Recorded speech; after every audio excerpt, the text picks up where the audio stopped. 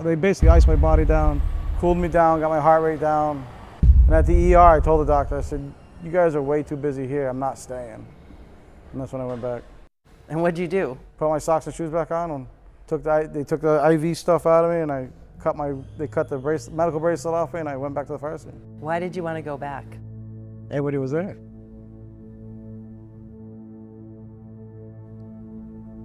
Yeah, there's still work to be done. I saw a shirtless guy walking down the street and I said, who's this homeless guy? And then I said, oh wait, that's Nate. Because Nate had checked out of the hospital, they had cut his shirt off. Still had a couple of the EKG leads on me. Anyone would have done what I did. That's what we do.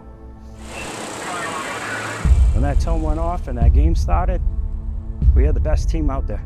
Firefighters. Can you hear me? Police. Yo, just stay here. EMA, EMS. Even I seen chiefs going up ladders.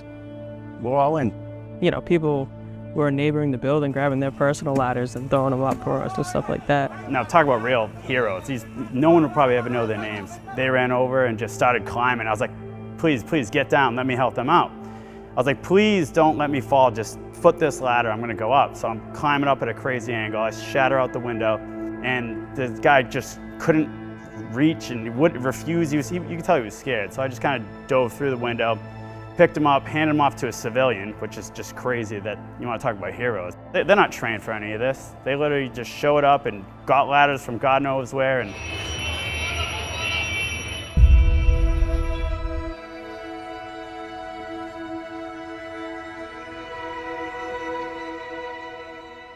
As you sit here with this group, what's in your heart? We ask a lot of these guys day in and day out, right? We ask them to train hard. We encourage them to work at their craft. And when these guys, when something like that happens and a call like that comes in or anything half the magnitude, like most of these guys you've heard said, and you said, what did you think about? They didn't think. One more step, and then around. Because that's their training. These are, by and large, ordinary guys, but they did the impossible. Why was it the impossible? 35 guys not only rescued 40 plus people, but they put the fire out quickly, saved each other's lives, saved so many more lives by putting the fire out quickly, and then performed all of these rescues against all odds. I mean, these guys gave everything they had. They sat down for 2 minutes, put another bottle on, and went back in. On fumes, on adrenaline, on courage, on determination, and on the oath that they took to protect the citizens of Fall River. And on the bond that they feel for their brother firefighters and sister firefighters that they knew needed their help. That's beautiful. It's amazing. I don't have enough words for it, and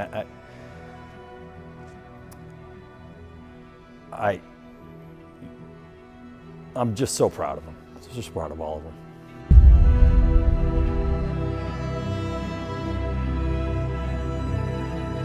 People are calling you heroes. What is it like to hear that? I'm not a hero, I'm a firefighter. That's what I do. This is what we train for. this is what we love to do. You know, it takes a special person to become a firefighter and to do what we do. And you know, when the people are, you know, running out and we're running in, not a lot of people can do that, but it works for us. We love it, and I wouldn't change anything in the world. I don't really like the term hero, but we're called on to save people. We're called on to get into some rough situations, and that's what we do. Do I hand them off? Yeah.